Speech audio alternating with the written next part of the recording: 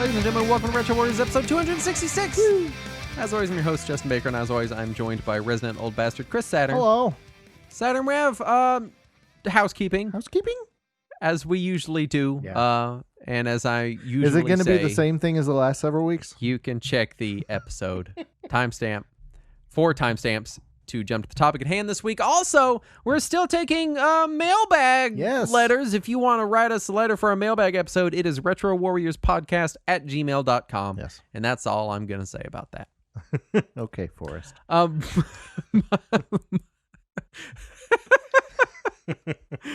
week, I have played probably 15 to 20 hours of Super Smash Bros. Ultimate. Nice. Which is a game that came out, and I was like, man, I like this more than the other Smash Brothers, which I didn't like at all, and then I stopped playing it after a week. I feel like it was more than a week you were playing it, but not much more than a week. Well, I checked my World of Light, which is the adventure mode, and my playtime was 13 hours, and I know that I played very little outside of World of Light. Because to non-Smash veterans, the fucking menu system in that game is confusing. Yeah. And I don't know what Smash is where. veterans, that is a confusing menu system.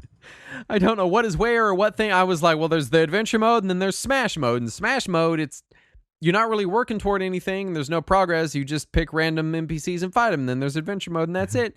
And I was complaining about that in the Discord. And some of the young people in the Discord said, you're a moron. There's classic Smash, because I believe I was the one who told you want classic mode because it is arcade-like. Well, then just be excited that I implied that you were young. It's the first time ever.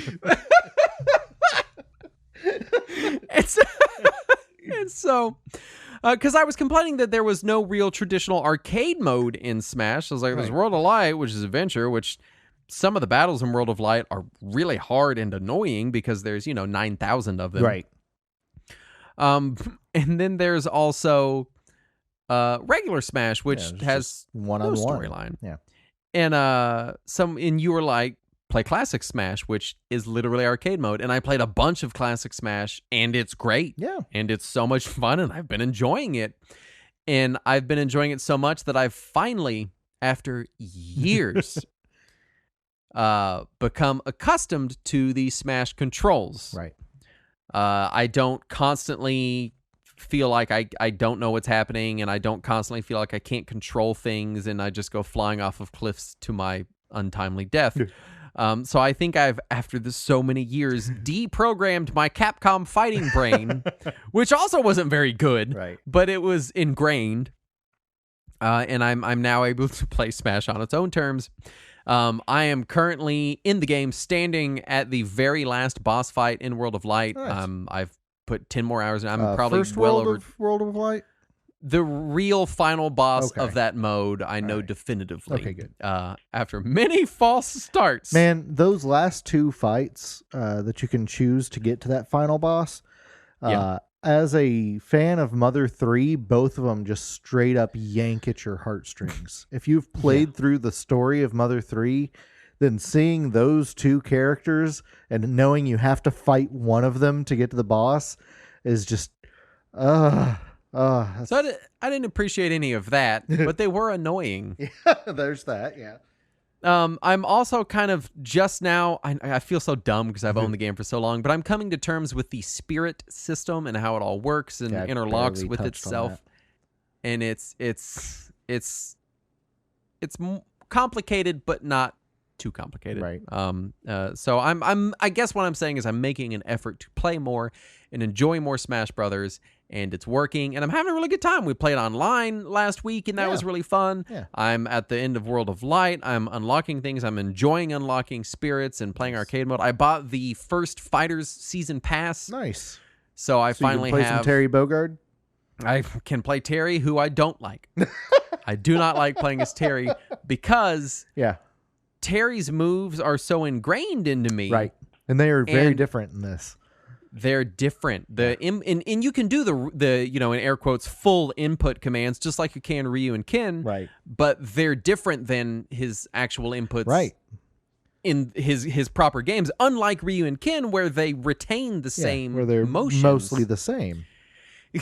Terry's are different, and it messes with me too bad, and I can't do it. But I have learned that I love playing the Dragon Quest hero. Nice.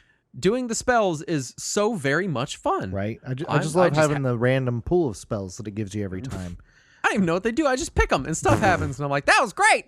You've played Dragon Quest games. You should know what the spells do. Why would I not? Saturn, I played Dragon Quest 11 on autoplay. It plays itself. I even do it on bosses. Yeah. I just hold a button. I don't play a game. I think I play an RPG. Ridiculous. So I've been really enjoying it. I've finally transitioned away from Bowser, who was, I don't want to say my main, but the character I've played the most of. Right. Who is very much a recommended easy beginner character. Yeah. Because you don't have to worry about getting launched as much since he's the biggest character in the game. Right. And I've transitioned into Cloud. I'm mostly playing Cloud now. Nice. And enjoying his mechanics a lot. It's just, it's now that I finally have parsed the controls, I can start parsing what's in the game and appreciating all of the content in the game. And it is an obscene amount of content. Yeah, as a gaming museum, it's phenomenal. As a game, it's really fun. This is a weird complaint. And it may be me misremembering, but I seem to remember that previous games, when they had the trophies, you could go look at the trophy, and then it would have a little blurb telling you about that trophy. Correct. And if they have that for spirits, I can't find I don't believe they do. But as dorky as it sounds, I again was never really into Smash before now, but I used to go boot up my brother's copy of Smash Brothers on the GameCube just to read through trophies because I thought it was neat. Yeah. And I love that they have all these spirits included, but I would really love just a little blurb me too. about each of them. Although at this point, it'd be like writing all of Wikipedia because there's so many of them. Right. But, yeah, it is. It is a little sad that they lost that, but you know, we do live in the modern era where people can just look it up on their smartphone. Shut up, Saturn. That's ridiculous. You're old again. I don't want to do that. No, on that same vein, I had the exact same experience with the N64 Smash Brothers, where my friends would bring it over, and I'd be like, "This is a dumb, stupid game, and it doesn't make any sense, and I can't figure out how to block, and none of these controls work, and this is just stupid, and I hate it. And let's go back to Street Fighter." And it was the GameCube version where I finally actually sat down and played it enough to figure it out. And for some reason, in my brain, it clicked when I stopped thinking of it as a fighting game and started thinking of it as just a dumb party game where you throw things at each other. And then suddenly all the controls made sense to me, and I've enjoyed the game since then. I think what my problem was is I grew up with my brother who goes to and places and wins Smash Brothers tournaments. Right. And so when I would come into a Smash Brothers game, the first thing I would do is, like any other fighting game, look up how to play, look up the basic strategies and core gameplay, and then pick a character or two and learn their moves and the best use cases for their moves, as you would in a fighting game. I don't do that in any fighting game.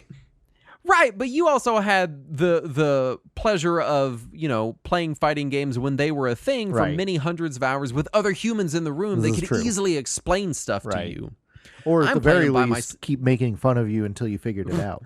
Right. I didn't have anybody ask when I played fighting games. It was just me alone in my room, so I would have to look things up. So that's how I play fighting games. The first thing I do is I look them up. I go, all right, I like this character after some preliminary play, and then I start learning them. Right. And I have learned not to do that with Smash Brothers. Yeah. And once I finally abandoned, in air quotes, learning to play the game, it finally just kind of clicked. Nice. For me. So if anyone out there has been struggling like I have for decades now to enjoy Smash Brothers, if you're trying to play it like a regular fighting game, don't do that.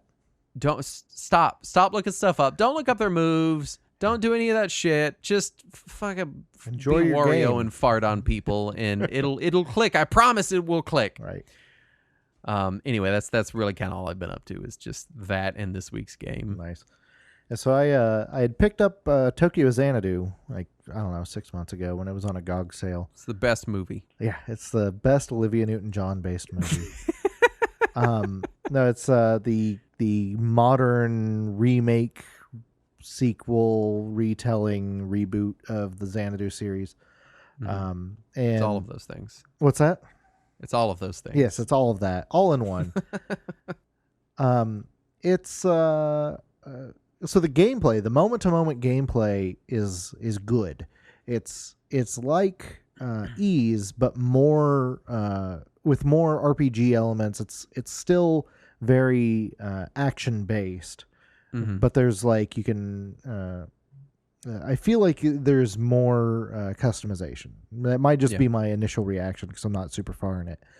However, in between dungeons and areas where you do the moment-to-moment action, it is the most Japanese game I have ever played. That's saying a lot because you just finished hundreds of hours of Trails of Cold Steel. Oh my god, it is so Japanese. It is so like it so desperately wants to be Persona because it's just a bunch of school kids in a Japanese school wearing very Persona-looking uniforms with no color. And then they end up in some random portal that takes them to a dark world. It's pretty much Persona's story, but with the gameplay of Ease. And I'm still I have to say that sounds compelling to me. It's not bad. If you can get it on a sale, like after I started playing it on GOG, I was like, I wouldn't mind having a physical copy someday. Let's see how much that's going for. The giant collector's special edition set was on Amazon for $21 the other day. So I went ahead and grabbed that. I was like, fuck it. So affordable. Yeah. Yes. So it's still pretty cheap if you're interested in it. I also picked up a game called One Shot actually I read about it when I was looking through the games in that huge Itch.io bundle from a little while back, but then I forgot that that's how I started reading about it, and by the time I had read enough that I was invested, I was like, I should see if I can buy that, so I immediately bought it on Steam. Of course, as you do. Right. And then after I bought it and had finished it, I was like, oh shit, that's where I started reading about that. I already owned it the whole time. But it's good. I read about it because I was looking for games that give you existential crises. So don't play this game. You specifically. People listening to you may love this, but I am prone to existential crises. Right. So it's a game that like graphically it looks a lot like Undertale. It's obviously built in a similar game engine with similar sprite art. And the very first thing that happens in the game, and the game starts really dark and ends like super bright and heartwarming. So it almost feels like it's going to be horror when you first turn on. It's not. But when you first start it up, like your character wakes up alone in a room and they don't know where they are, and you go to a computer and it shows this little fake Windows 95 desktop, and there's some pop-ups on the screen that come up that tell the character what they're supposed to be doing, and then it triggers an actual Windows pop-up on your computer to say that it also knows that you are there and what you are supposed to be doing. And that was a good start to the game. I enjoy that. But it's good. I do recommend it. It is short. You could probably finish it in like 2 or 3 hours. But it will cause an existential crisis, which is exactly what I wanted. So, good for that. Right. And then also I was testing out all of the available streaming services on my Shield, on my NVIDIA Shield, because why not? Yeah, why not? Kill an afternoon. Yeah, well, it'd kill like 2 hours maybe.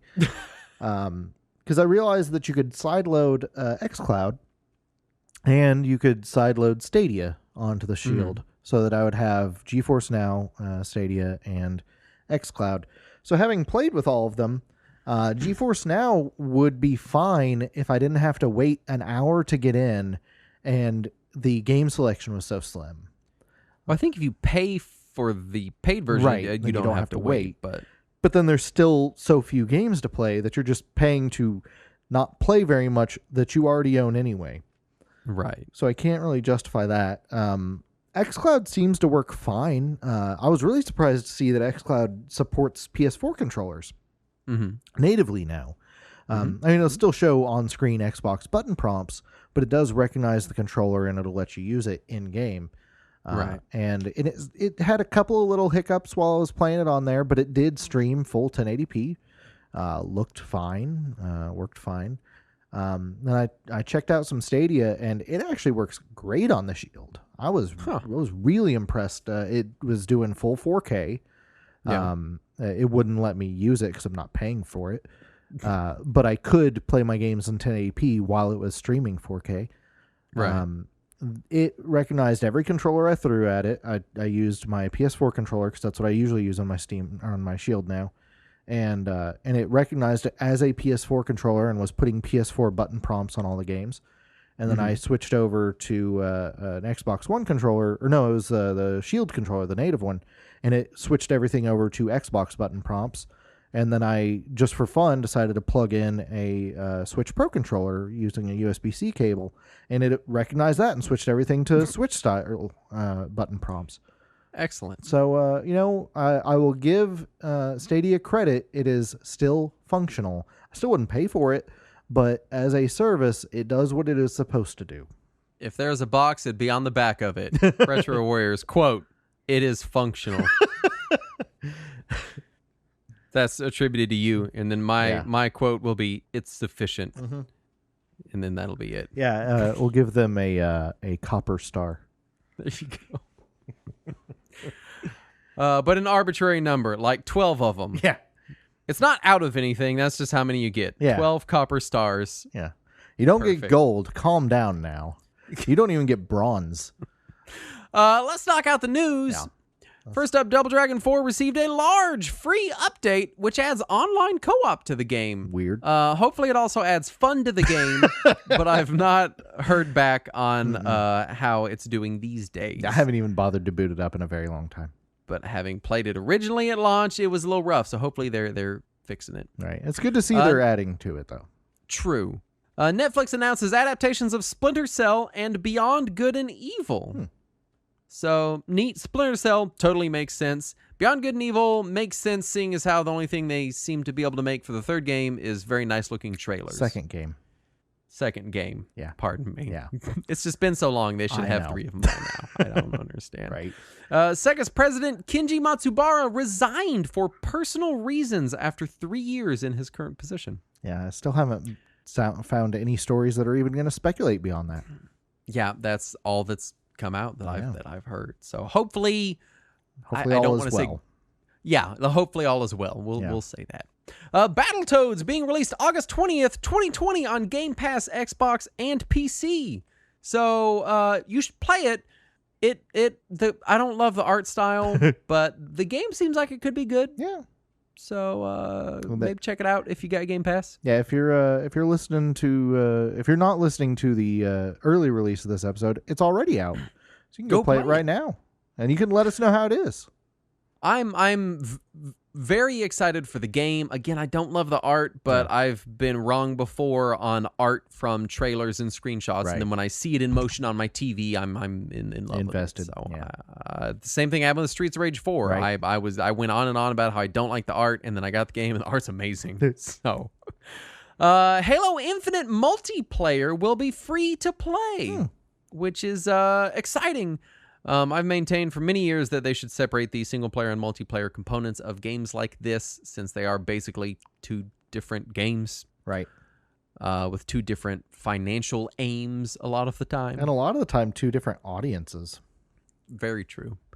So that's nice. Sega Akihabara building 2, previously Sega GI Go. I always thought it was Gigo, but I don't know. Is shutting down August 30th after 17 years of being open. So that's unfortunate. Konami is working with a Chinese development studio named Shengku Games to make Castlevania Moonlight Rhapsody. Which is, of course, a mobile game. Yeah, which we probably won't even see in America. I doubt it. We'll see. Maybe it'll be Canadian exclusive again. Tekken producer Katsuhiro Harada says he's worn sunglasses for years because Capcom USA asked him to be the bad guy when promoting Street Fighter Cross Tekken. If I were to pick a game that Capcom has made that I would not adhere to such a strict requirement for, it'd be Street Fighter Cross Tekken. The thing is, he's not a Capcom employee. He's a Namco employee.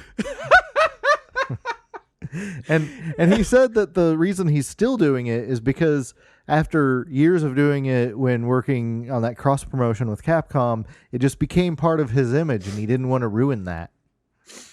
I don't want to make fun of him or make him feel bad, but I didn't even know who he was until I read this news. So you could probably take the sunglasses off, buddy. Maybe it might be harming your vision. He might be more well known in the fighting game community or maybe in the Japanese fighting game community. I don't know. But you know, you're not a bad guy, Mr. Harada. You can remove the sunglasses. Right. Fans create Atari 2600 port of Outrun. And it's just as terrible as you think it might be. For no reason. Oh, well, man. The best part of Outrun is the soundtrack, and I can't imagine it translates well. I don't think it's there.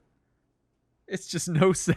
Outrun with no sound? That's no, just there's a car sound driving effects. simulator. There's sound effect. There's just no music. Oh, gosh. Microsoft renames Xbox Game Pass to Xbox logo Game Pass, meaning that it's now just called Game Pass, but there's a logo in front of it. Yeah. Different Microsoft. Now. I don't know. I don't know why every news organization thought this was an important enough story to spam my phone's news algorithm with. Saturn, video game news sites haven't known what news is since about 2007. Right? Just so you're aware. I assume they got a press release from Microsoft saying, look at the new rebranding for Game Pass. And they all were like, what does rebranding mean? Does that mean they renamed it? At this point, I'll tell you that for listeners that don't know, let's take a break. And I just want to tell you, every gaming news site you read, except for sometimes articles by Jason Schreier and a couple of other people, they're literally regurgitating press releases. If you like a company, go to their website, sign up for their press releases, and you'll get the news hours before it's live to the public. Yay. And only from companies you give a shit about. Konami assures fans that they meant nothing by nostalgic Silent Hill tweet and goes so far as to tell fans to, quote, settle down and not to expect anything. Konami, I have news for you. We have expected nothing for years because that's basically what you've given people. So, yeah, they tweeted the siren sound effect from Silent Hill 2, and they tweeted it out with a caption about how much it stirred up good memories of Silent Hill 2. Yeah. And then immediately people lost their shit. They were like, oh, is there a Silent Hill announcement or something coming up? And they came out with their, whoa, settle down, internet tweet, where they were like, no, we were just watching some Dead by Daylight, and we heard the Silent Hill effects, and we thought that we would share it with everyone and have a good laugh. And then they had to follow up that tweet to be like, sorry if we got people's expectations up. That was not our intention. If there's going to be a new Silent Hill announcement, it will come from our @SilentHill address, which nobody knew existed. Apparently, they made a Silent Hill Twitter like 3 or 4 weeks ago and didn't tell anyone. And now everyone's losing their mind because there's a new Silent Hill Twitter. Yes. That has said nothing. That is no, it's tweeted out some pictures of T-shirts from Fangamer.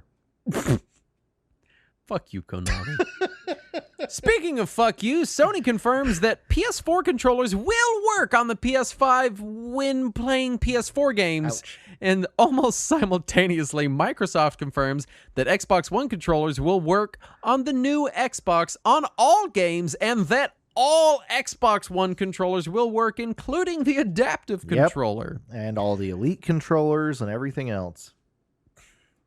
Jeez. Yeah. Author John Boyne accidentally includes Zelda monsters in a novel. Yeah, he said that it was because he was just searching for fantasy creatures on the internet and happened to come across them, not knowing they were copyrighted creatures from Zelda. And not knowing that it's the name of a creature that the Crypt Keeper screamed into a commercial. Exactly, yeah, because Octoroks were one of them. And he has apologized, but he said that he is just going to take his licks and not try to pretend like he knew better or something. Yeah. Sony State of Play happened on August 6th. Big news is Crash 4 looks a lot like the first three, and they've doubled down. Activision has that there will be no microtransactions in the game. Right. And Braid Anniversary Edition releasing in time for its 13th anniversary. That's a big anniversary. I guess. Also, they showed Spelunky 2. Yeah, there was Spelunky 2. Future Game of the Century, Spelunky 2. Oh, so exciting. Yeah, I was trying to think of anything else from the video other than that. There was that one game that was obviously a Breath of the Wild knockoff. I didn't even watch it because the last one was so boring that I try to watch all this stuff because, we're technically in the games press, but I just was so bored by Sony that I had it running while I was on a conference call at work, so it was muted. And I was just occasionally looking up at it, and I was like, wait, are they releasing Breath of the Wild on PlayStation? No. Finally! It's just a game that looks literally identical to Breath of the Wild. Yeah. Capcom reports strongest first quarter in their 41-year history. That's a mid-coronavirus. A mid-coronavirus. Now, did they cite specifically which properties it was largely coming from, or were they just generic? I did read it. I want to say it was they had cited Resident Evil 3 and Monster Hunter World, but yeah. I could be conflating that with another part of the news story. Monster Hunter World is apparently amazing, and I tried it on Game Pass and didn't get into it. I need to get it on PC and try again. I think I don't know what happened. It hasn't clicked with me either. Previous ones have. I played a ton of Try on Wii. Played just obscene amounts of Try. None of them have clicked with me yet. I keep thinking one of them will, and it just hasn't. It's definitely one of those games that if you're playing it by yourself, it won't click. Right. It will never click. You have to play it with someone. It's like playing PSO solo. Like you're just gonna be bored. Yeah. Universal Orlando announces Super Nintendo World is now delayed indefinitely. We assume indefinitely doesn't mean forever. It just means they don't know when. Right. So yeah. We'll see. Apparently, they told shareholders that once things can start to look more like a normal life again, that they will resume development on it because it's already, well under construction. They just don't want to put any kind of dates on anything. Take-Two CEO says Rockstar and 2K's games are good enough to justify a $70 price tag. Oh, well, I can't believe a CEO would say that about the products they produce and directly profit from. What a ridiculous statement. Well, of course, then it only makes sense that we would pay $70 to get Grand Theft Auto 5 on a third platform. I'm kind of shocked he didn't say they're worth $1,000, but they'll settle for $70. Yeah. That sounds like Take-Two CEO talk to me. What a jerk. xCloud is officially launching September 15th on mobile and will be rebranded as Game Pass for mobile. Yeah. The iOS beta ended early. Final release will be Android only. Yep. Because Microsoft and Apple are having some disagreements about that service existing. Not just Microsoft and Apple. Apparently, Apple has also told NVIDIA and Google that they cannot have their mobile streaming services on the App Store because it is a competing app market to the App Store and is thus prohibited on Apple devices. Fucking whatever. Jesus Christ. Blizzard workers share salaries in revolt over wage disparities. What? Something negative happening at Activision Blizzard? I don't believe you. But hey, Crash 4, no microtransactions. Oh, well, definite inequality, but no microtransactions. Anyway, just keep committing that tax fraud, Activision. Platinum Games tells fans to complain to Xbox if they want to see Scalebound, previously canceled Platinum Games game, ever released. I don't know that anyone cares about Scalebound anymore. I think we've all just kind of moved on. I think we're a little past it. I'm guessing somebody must be messaging them if they're going to say this. They have to be getting some people harassing them. I guess. Square Enix reports big losses from Tokyo RPG Factory and Studio Estolia. No surprises there. So for people who don't remember, Tokyo RPG Factory is the division they opened up to try to rekindle their classic JRPG business that did I Am Setsuna and Lost Sphere and Oninaki. Mm-hmm. And none of those really reviewed well. They're all kind of dry and bland. And the trick is to make good games, I think. Right. And they haven't done that. They forgot to do that part. Then Studio Estolia was founded by one of the former directors of the Tales franchise that left Bandai Namco to come to Square Enix and start making RPGs there. And like a year plus in, they've not done anything, and that guy has left Square Enix again. All right, then. Yeah. People are losing their minds over Spider-Man's exclusivity in the PS4 version of Marvel's The Avengers, despite two interesting facts. One, exclusivity has been a thing in the video games industry since basically forever.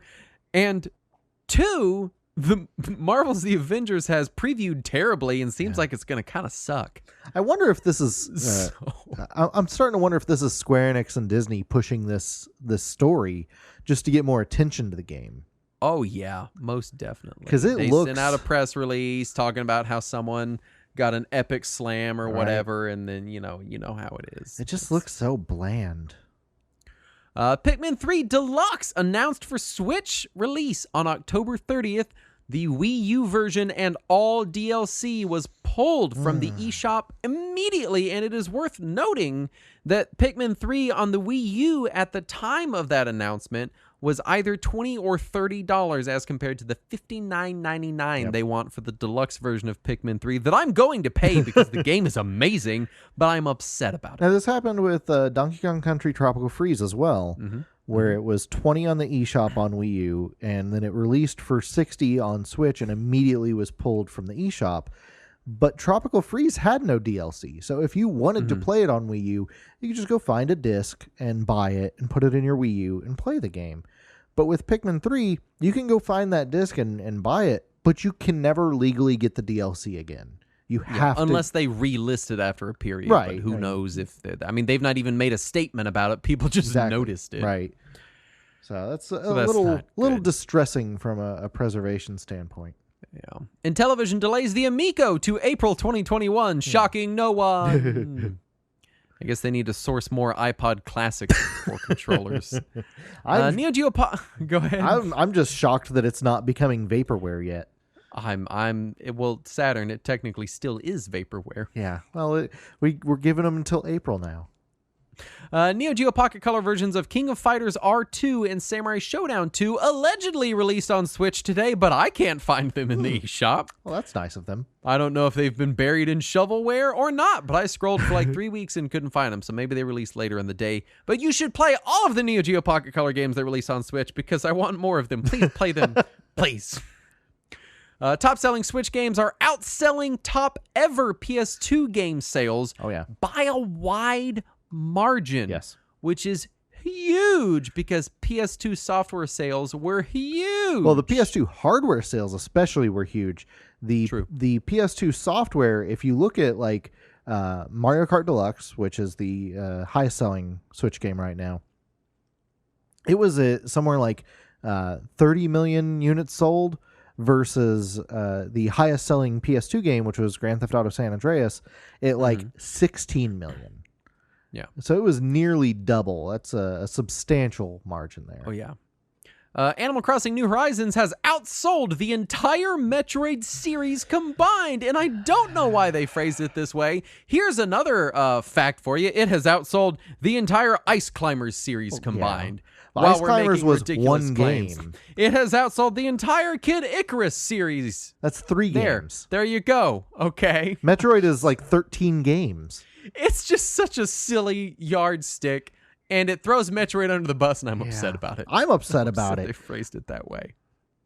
I'm very upset and then finally, Sega Sammy tells investors that they are committed to future PC ports after the success of Persona 4 Golden, as well as Catherine Full Body Edition, which also did very well on Steam. So I'm excited to see Sega Sammy doing more of that. Right. Because one, they seem to price them reasonably, Persona 4 Golden being $20, which is a steal for the amount of gameplay there. And two, because they seem to be good ports. As long as Sega's not porting a Sonic game to PC, they seem to do a good job. Why doesn't Sonic Adventure 2 work, Sega? Fix it. Because they ported it like 15 years ago and haven't bothered to touch it since then. Well, they need to fucking fix it, Saturn. Let's get into the topic at hand. This week we're talking Drilldozer, which is a drill-based action platformer developed by Game Freak and published by Nintendo on the GBA in September of 2005 in Japan and February 2006 on the GBA, and nowhere in PAL territories. Aww. Take that, PAL territories. The gameplay focuses around the titular Drilldozer and its pilot named Jill. And you may remember Game Freak from their more popular games like Mindle Palace or Timbo the Badass Elephant. This is true. Timbo was big. Yes. They also did some kind of Digimon ripoff at some point. And nobody played that. As far as listener feedback, we got 2 write-ins. Rygar Starkong says, my wife was in the kitchen cooking for Thanksgiving, and while I was doing laundry, hanging up shirts in my closet, I accidentally knocked my sports coat off of its hanger. I picked it up to hang it back up, and I just happened to feel something in the breast pocket. I reach in and pull out something wrapped in paper and tied with a rubber band. Opening it up, I find that it's in fact a GBA cartridge for Drilldozer. The paper it was wrapped in had the words "Play with me" scrawled in childlike crayon. My wife had no idea where it came from. I had no idea. It freaked me out, but I tossed it in a drawer because, you don't just throw away free video games. That game is cursed. That's a weird story. Yeah, there's a ghost in that. Don't play that. There's a Japanese ghost in your video game. As soon as it vibrates, it's going to release the girl from the ring. Just don't. She's going to be really tiny, though, because she's crawling out of a Game Boy screen. The Todd Barker writes in, never having played Drilldozer before, but reading about it on GBA best of lists, I decided to give it a shot on my 3DS. I only played it for 20 minutes or so, and my game didn't save, which is likely something to do with the conversion to run on 3DS. So I can't speak to the larger story or even the rumble, but ultimately it feels like a fine game with unique control addition for the titular drill and filled with that Game Freak charm. I have so much love for the GBA, and I wish I would have had this back in the day. In conclusion, Drilldozer is a land of contrast. That's the summary of our review, actually, is it's the haunted land of contrast. So First Encounters, I a few weeks ago first played this game, as seems to always be the case for me on the show. I was aware of Drilldozer at launch because I worked at GameStop at the time, but I never paid much attention to it. I do remember the game kind of languishing on our used shelves from time to time because it's a weird shaped cartridge. It gets your attention. It was weird. Yeah, you notice it. Right. And I don't remember anyone talking about it or playing it or anything. Right.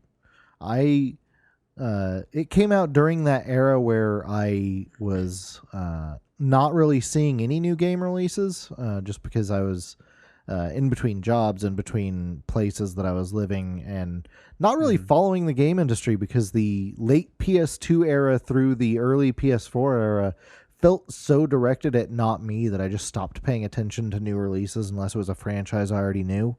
Yeah, so, not to mention 06 is tremendously late for GBA. Yeah, I mean that's the year the Wii came out. Yeah, I definitely already moved to a DS at that point. Possibly a DS Lite. I don't remember if those had come out yet or not. I believe so, yeah. But I finally got around to playing it when it was released on Virtual Console on the Wii, because they made a big deal about how they were bringing over the Rumble feature to the Virtual Console on the Wii. So I thought I would give it a shot, and it does in fact vibrate my entire gamepad. Yeah. But no, it was a fun little thing to mess around with. As far as development, it was directed by Ken Sugimori, who people might know as the Pokemon art director. Right. Graphic and character design was by Hironobu Yoshida, and it was revealed at E3 2005 as Screwbreaker, and the Japanese title, which was the Japanese title, and it was maintained in that region. It remained Screwbreaker over there. They changed it for the international release. I can't imagine because, why. Screwbreaker sounds a little sexy. What? Just a little sexy. But aside from the name, the game does remain largely unchanged from its Japanese release. It was translated by Nintendo's Treehouse, namely spearheaded by Thomas Connery. And it's got a lot of dialogue, so it was not an easy translation, I imagine. And the European version of the game was complete, and I believe they also had prototype cartridges for it, but it never released for unknown reasons. My only guess is that it would have been later into the Wii's release, maybe. I can't even think of why. I mean, it came out in Japan in September of 2005 and America in February of 2006. So by the time it would have made it to Europe, probably would have been summer of 2006 at best. And it was already an expensive cart to produce. I can't imagine, releasing a super, super late GBA game that was expensive to make in the first place would have been an easy to sell idea. Yeah. The game famously features a vibration motor, the same kind that's featured in the WarioWare game. Right, WarioWare Twisted. Yep. And comes in an oversized cartridge. It's not WarioWare oversized because it doesn't also have the gyro. Right. But it's a little extra tall. It's got some ridges, Yep. some Ruffles style ridges. And the game, as we mentioned on a previous episode, it does work as a Rumble Pack on DS games that support the Rumble Pack. it does if you want to buy a $60 loose Rumble Pack for your DS in 2020. And the game vibrates when you're drilling with about the same kind of force that your phone probably vibrates. I've played it on a DS Lite, a DS, a GBA SP, and an original model GBA with a backlit IPS screen to get the full Drilldozer effect. And on basically everything except for the GBA SP, you kind of barely feel the vibration. What about on the Game Boy Player? Now, the Game Boy Player does support the vibration, and you feel that. Does the console vibrate or does the controller vibrate? The controller vibrates. Damn. If the console vibrated, you probably wouldn't even hear it. It's not a very strong vibration motor. For people wondering, it is a 3-volt vibration motor. You can get them pretty cheap online because these motors go out in this game. The Wii U Virtual Console version supports vibration on the gamepad as well as on Pro controllers if you prefer to play that way. And I will say, I assumed that the vibration was going to be used as a physical cue of when to shift gears, a mechanic we'll talk about later, but it is not. No. Which means the vibration is functionally useless within the game. So if for whatever reason you're playing the game without vibration, it is neat. You're not missing anything at all. As far as the plot, Jill drives a big drill machine called a Drilldozer, and her father, Doug, runs the Red Dozer Gang because drill-based activities are also gang-based in this world for some reason. Yes. Rival gang, the Skulkers, steal their magical red diamond, which was bestowed upon Jill by her dead mother, and she sets out to get it back. Antics ensue, and they eventually uncover other magical colored diamonds, and it's kind of a weird situation because the plot really is kind of throwaway, but you really wouldn't know it by how much dialogue the game has. And it feels like every conversation that I encountered made slightly less sense than the one before it. Well,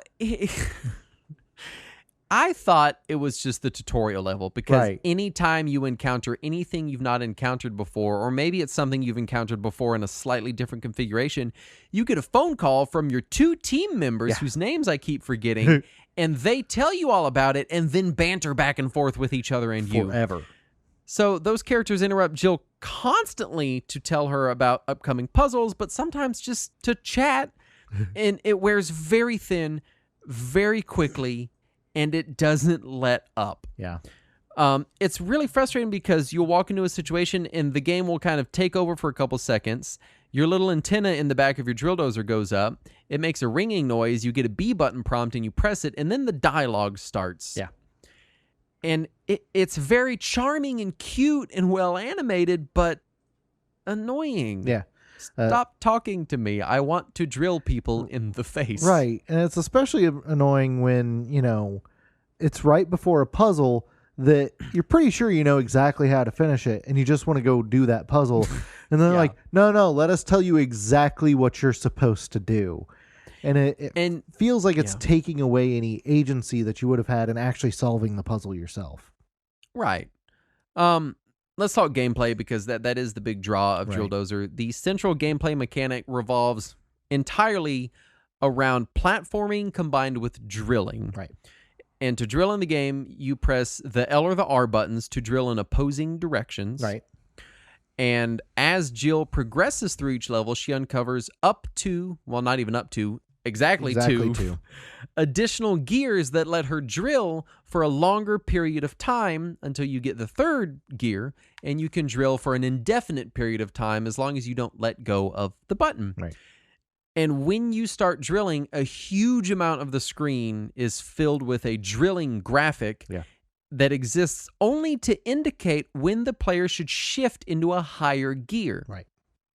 And failure to shift appropriately during the correct window results in the Drilldozer ultimately stopping. Now, from a graphical perspective, when this game was released, it looked really neat to see like this giant full screen graphic like that. It was a neat design choice, but from a gameplay choice, it very quickly gets old to see this giant thing covering the screen all the time.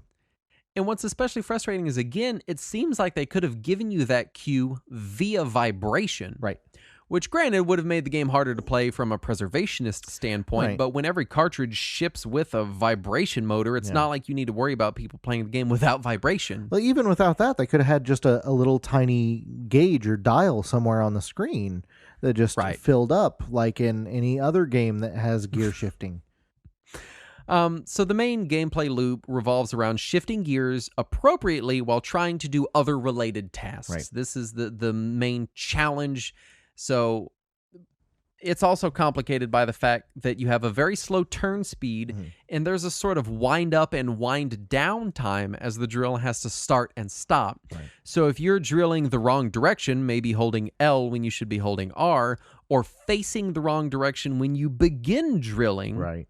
or maybe in the middle of drilling need to turn, you're basically fighting with the controls because you're trying to get out of this animation that you've engaged in to switch to something else. And I don't want to call it sluggish because it seems like they do it on purpose, Right. but I'm going to call it sluggish because it's fucking slow. Yeah, it feels more like the animation is getting in your way rather than the controls. And it's something that a lot of games of this era had a problem with, not just handheld games either, because console games are doing this thing too, where they were so worried about everything looking great all the time and looking smooth and looking natural that they would let the animation quality get in the way of the gameplay. And it doesn't necessarily make it a bad game on its own, but it does, like you mentioned, make certain actions or especially missteps incredibly frustrating. Right. And at first, the drilling mechanic feels really, really fresh and interesting. Right. But the game never really evolves past the shifting and facing the correct direction drilling mechanic. Right. Except to add timing-based puzzles that are kind of coming in on top of the already unruly feeling drilling because of, again, the animation situation. Right. And then you have the situation where you're constantly mashing the shoulder buttons on either a Game Boy or a GameCube. Right. And those shoulder buttons, I mean, these days, shoulder buttons are meant to be pressed constantly. Games use them nonstop, and they're very ergonomic and comfortable. But the GBASP shoulder buttons are these tiny little nubbins. Yeah. And specifically the GameCube, which I would say is a great way to play the game, except for the fact that GameCube shoulder buttons have a huge amount of travel. Right. Because it's They all are pressure massive. sensitive. Because they're analog, yeah. Right. And so you get in this situation where if you play Drilldozer on GameCube, it's great. It's on your big screen. You've got your nice controller. It's comfortable. But your fingers are going to get tired real fast because you're mashing these shoulder buttons back and forth, and it wears my hands out. Oh, yeah. Honestly. Yeah. Fortunately, I was playing on a Wii U gamepad, and then I also tried it some on an emulator using an Xbox One controller, which made it just a pleasant experience. Another situation that you have to come to terms with is that after every single level, Jill loses her second and third gears. This is my biggest complaint about the game. Now, we'll talk about upgrades later, but your second and third gears are really your biggest upgrades. Right. Other upgrades let you drill certain types of blocks to progress through the level or get you more health. But in the level, you start the level looking for your second and third gears. Right. And so at the beginning of each level, the first thing you do is forget that you don't have 3 gears anymore. Yeah. And then for the first 10 or 15 things you drill, you can't figure out why you're messing up your shifting. Right. And then you realize, oh, I don't have my second and third gears. And then you're just spending the rest of your time waiting until the level reveals your second and third gears. Yeah, it very much makes it feel like a puzzle game disguised as a platform game. Yes. And you're just going through the motion of these very scripted linear puzzles to get back to your specific, when you find your gears, that way you can get to the next puzzle so that you can get to the next gear and then get to the next puzzle. And it does, like, I love puzzle games, and I loved a lot of the puzzles that I got to play in this. I didn't get a chance to finish it, but they do feel, one, they get a little long in the tooth because of a minor mispress can start you back at the beginning. And and two, they do feel so linear that I feel like I have no actual problem solving involved. I'm just doing what they're telling me to do. There's a little bit of pathfinding, but it's usually, here's two paths, Right. pick one. Exactly. And then you end up just going down the other path when you're done with the first one. Right. So it's a moot point. Yeah. I do want to drive home that the drilling mechanic itself is really innovative, Oh, yeah. and it is an extremely unique core idea that this game is built around. But for reasons that we will talk about in a minute, I feel like it never evolves past that really good core idea. Right. Because it is, like you said, such a puzzle-focused game, I do want to bring up some recurring elements. You have red and blue tunnels, which are very big later on in the game. Red tunnels you have to drill with the right trigger, Right. and blue tunnels you drill with the left trigger. And later on in the game, it has you chaining these tunnels together Yeah. with tunnel gates that require you to be in a certain gear to pass through them. And then suddenly the whole thing is just a fast-paced puzzle game. Right. And some of these segments are tremendously unforgiving, and your punishment for failing at them is falling and starting them Yeah. over. It starts to feel like a timing or rhythm based puzzle game at that point. Very much so. You have enemy spawn segments, which are kind of few and far between, and they seem to only exist because the game doesn't have a lot of enemies to begin with. Yeah. And it's just literally, you'll walk into a zone, the camera freezes, and enemies run at you from either side, and you drill them. Right. And these explicitly seem to exist only to show off the fact that your spin up and spin down animation is really long, and it's annoying to turn back and forth over and over. Right. You have screw boxes, which is a screw with a box on it, and as you screw either end of it, it moves the box back and forth for platforming. Right. You have jelly boxes that you drill into, and then you shift into the opposite direction, and they bounce you off. That took me a while to get that timing down for those jelly boxes. And then you have the block chaining, where you will drill through a block and keep holding a direction to push through to the next block and kind of hover, I guess is a good way to think about it, through certain sections. Right. And there are other little mechanics that they introduce throughout the game. The problem with them is that they don't come up again. Right. Yeah. They introduce a mechanic to you and then promptly forget to ever use it again. So those are the recurring elements, but then in each individual level, and I don't want to go super into each level, Sure. but you start out in the Skulker Hideout / Factory. The levels are usually, it's one area split into two levels. Right. So you have the Skulker Hideout and Factory, which is pretty basic. And then you go into the Art Museum and Vault levels, which have, their unique element is that they have puzzles based around moving pictures, where you pull a picture off the wall and you move it to a different spot to open a door. Then you move into the Kuru Ruins and the Sunken Ruins, which is a water segment. All of a sudden you're underwater. The problem is you can't walk underwater. Yeah. You can only drill. So your only form of locomotion is drilling. And there's this big animation anytime you go in or out of the water to switch to your land mode or your underwater mode. Right. Not to mention animations every time you pick up your 2 additional gears in every single level that you have to pause and watch. Yep.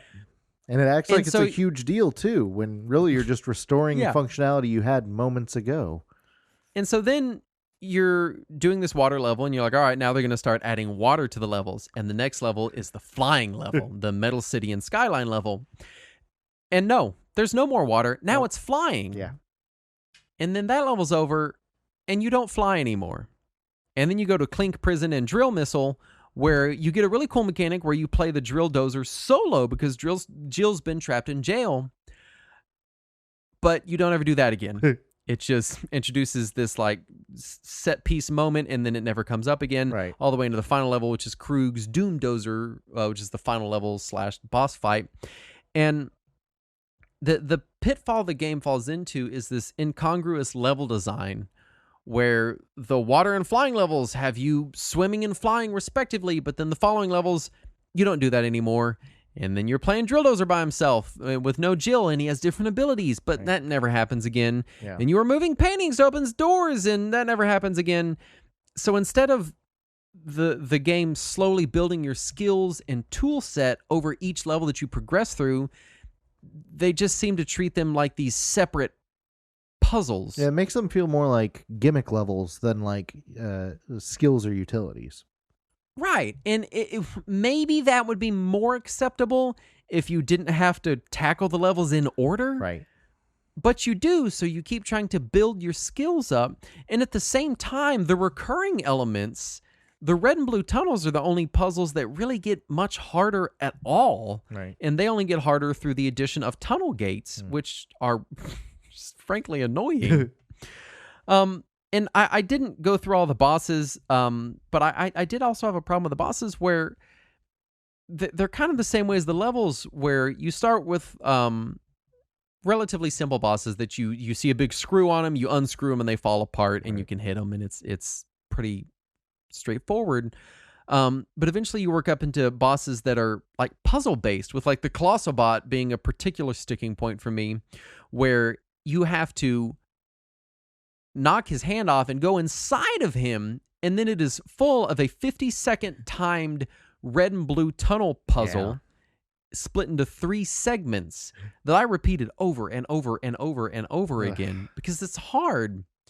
The bosses feel very much like the levels, where instead of building up this tool set, it's having you use it in a different way, which on the one hand I guess is refreshing, and there's always something new, right? But sometimes those new things just feel tedious, and they feel like they've left behind anything you might have liked from previous levels. It feels like it doesn't do a great job of building on what it's already started, and gets so wrapped up in trying to introduce all this new stuff that it never really polishes any individual gameplay mechanic, except for the drilling itself, which again gets bogged down by its animations. Right, and certainly, again, there are moments where you get the levels.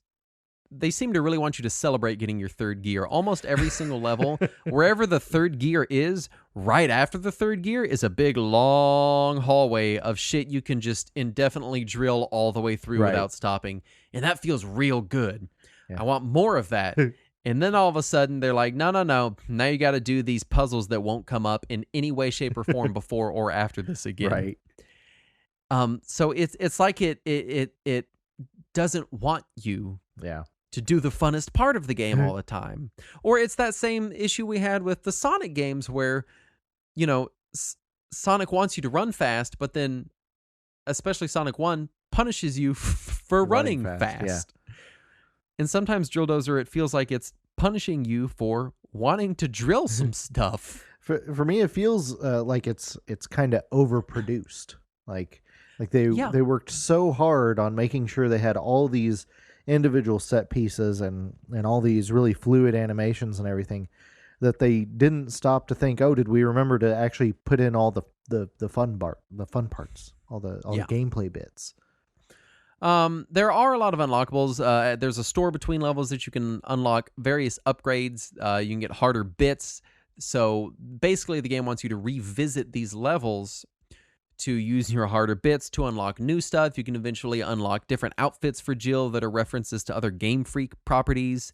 You can even unlock secret levels at some point. So there's a lot to unpack here. You know, it's a relatively short game and there's a lot to unlock, but I just never felt incredibly compelled to return to any of these levels and do them again. Right. I accidentally did the tutorial level like 3 times. I did too. As far as graphics and sound, I do feel like this is another area where the game really shines and then steps on its own toes. Right. Like you said, other than having the big screen-filling drill graphic, which I honestly kind of quit noticing like 10 minutes into the game. It is quasi-transparent. Right. It does look stellar for a GBA game. Yeah. It looks great. Right. Everything's animated very well. Everything runs well. Oh, yeah. The sprites themselves have tons of character. Specifically, Jill and the Drilldozer are very expressive. That they like them as characters is probably the high point of the game for me, and they have no dialogue. Characters that do have dialogue, I want them to shut the fuck up and go away. You just want to strangle them to death. But Jill and the Drilldozer just as characters are very charming and just very fun to play. Yeah. You know? And the soundtrack is really, really good. Yeah. I love this soundtrack. The only problem is that in every level, when you get the third gear, which is very often near the beginning-ish. Yeah, like first, third, sometimes halfway through, the music switches to the third gear music. And remains the third gear music through the rest of the level. Plus, you're just going to be hearing the drill for a lot of the level, too. Yeah, so it's the same problem I have with like the early Pokemon games, and maybe the later ones do it, but in Pokemon, whenever you get your bike, it plays the bike theme when you ride your bike. Right. Well, Saturn, the bike is way fucking faster than walking, so you always ride the bike and miss out on the fantastic soundtrack that Pokemon has to offer. It's the same thing here where the soundtrack is really stellar. Yeah. And then that third gear music is not only nonstop, it's not the best piece of music in the game either. And it's just a major downer for me. Yeah. So I don't know. I feel like all we've done is shit on the game. Which is weird because I actually did enjoy it. I enjoyed it too. Honestly, when I started it, and this is in line with a lot of the reception the game had. Nintendo Power gave it Game Boy Advance Game of the Year and Game of the Year. Oh. In 2006. Weird. They gave a GBA Game of the Year. Jeremy Parrish at 1UP gave it an A-, and almost every other outlet received the game very well. I see it listed on best GBA game lists all the time. It's also on GBA Hidden Gems list all the time. Yeah. Because there is something refreshing and exciting and interesting and new here. Right. But it seems like instead of exploring this idea, they wanted to explore parallel ideas. Right. You know, instead of exploring the main idea in a more enjoyable way. Yeah. It just feels like they weren't actually like it almost feels like it's presented like a drill-based platformer. That's what I get from the description of it and from the back of the box. But it plays like it is a themed set piece puzzle game that happens to have drill-based controls. Right. And it doesn't seem to be able to reconcile that difference. That said, the moments that were frustrating were very frustrating. Right. But the moments that were fun were intensely refreshing and interesting and enjoyable to me. And unique. Yeah, for sure. There's even having just played it for the first time in 2020, it feels unique today. Right. So it's hard to look back on this. Yeah. And there's never been a sequel or talks of a sequel. Like the most we've seen is Jill was an assist trophy in Smash. Right. And a spirit in Smash Ultimate. Yeah. Well, in fairness, I don't think Game Freak has made a sequel to any of their games. That's true. Yeah. That's true. Other than the Pokemon. Oh, there's that one. But other than that, nothing. And like you said, on June 16th, 2016, the game was released on Wii U Virtual Console for $8. Yeah. Comes with Rumble support. Yeah. It does sell for roughly $60 loose, and you're lucky to get it for that price. Yeah. I see it listed for $100 regularly, and I've seen it sell for that much. And many cartridges no longer have functioning vibration motors. Right. So with that in mind, I do think the Virtual Console release is likely the best legitimate way to play the game. There's also some emulators support the Rumble support on it. Yeah, an emulator with Rumble support or Virtual Console. it's a fun game. Right. It's a fun afternoon killer. And the main game, as long as you're not doing all the backtracking and 100%ing it, it's only like 5-6 hours long, Right. if that. But I would absolutely not shell out $60 again Right. for the game because that's how much I paid for it. But it's hard because and you see this oddly enough, you see these same complaints with Game Freak time and time again with their non-Pokemon releases, which is you had a really cool idea here, you just kind of built around it in a weird way. That feels like their recurring theme on any game that isn't Pokemon. And then Pokemon is we have lots of good ideas and we keep using the same good ideas over and over again. We'll just run this into the ground. No, I wonder if part of that is because with Pokemon specifically, they've always had co-production from other studios, from either HAL Labs or Nintendo or both, as well as other studios that have helped. Creatures Inc. is also always involved in Pokemon. Whereas these independent projects they've done, it feels like they could use a little more direction or a different editor or something. Yeah. It's so close to being just a stellar product, but instead just ends up being a really neat product. They just very recently came out with some game on Switch. Little Town Hero? Yes, and I was reading review because after playing Drilldozer, I was like, man, let me look at other like non-Pokemon Game Freak games because I'll admit ignorance. I've played very few of them. And I looked that one up, and the complaints almost perfectly reflect our complaints with Drilldozer, which is they have one really cool idea packed in the middle of a game that is not exploring it in a way that is satisfying. Right. And I'm still I cannot reconcile how well received this game was. Yeah. I've seen multiple people say, "Oh, it is the best platformer on the GBA," and the GBA has some goddamn good platformers. Yeah. I'm not even sure if I can call it a platformer. I don't know that I would either. I would call it a puzzle game for Right. sure. Yeah. I would call it a puzzle. I'd call it like an action puzzle game. Right. So I don't know what everyone saw in it in 2006. Maybe whenever it was languishing on GameStop shelves for $10 a pop. Yeah, I would totally go in for $10 Right. or less. Just check it out. It's fun. But looking at it now as a $60 collectible game, I don't know that there's $60 of fun there. Yeah. Maybe get it for $8 and play for a couple hours Right. and then move on. Yeah, if you already have a Wii U, there you go. go play it for a little bit. If you're one of those 100 people that bought a Wii U. One of us. Anyway, that's Drilldozer. I honestly, honest to goodness, wish I liked it more. Yeah. And the thing is, I do enjoy it. Probably enjoy it enough that I'll get around to finishing it. I don't know that I enjoyed enough that I would recommend it to most people, though. Yeah, for sure. Yeah. For sure. I would say for $7.99. Yeah. It's a definite maybe try it. I think I've already gotten my $8 worth of fun out of it. Your $8. My $8. Well, I don't feel like I got $60 worth of it. So, you know. That's all right. I didn't pay $60 for it, so I'm fine.